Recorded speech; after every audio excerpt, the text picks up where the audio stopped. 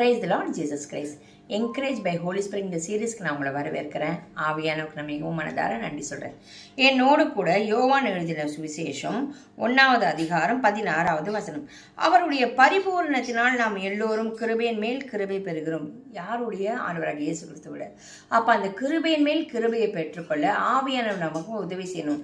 இயேசு கிறிஸ்துவோட அந்த பரிபூரணத்தினால, அவர் பரிபூர்ணத்தின் தேவன் அல்லவா?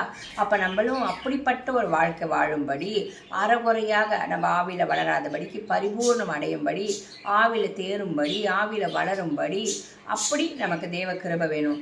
அப்படிப்பட்ட கிருபையினால் ஆவியை நம்மளை நிரப்பும்படி, பரிபூர்ணத்தினால நம்மளை நிரப்பும்படி, நம்ம குறை உள்ளவர்கள், அவர் நிறைவானவர், அவர் நிறைவினால் நிரப்பும்படி நம்ம ஜெபிப்போம்.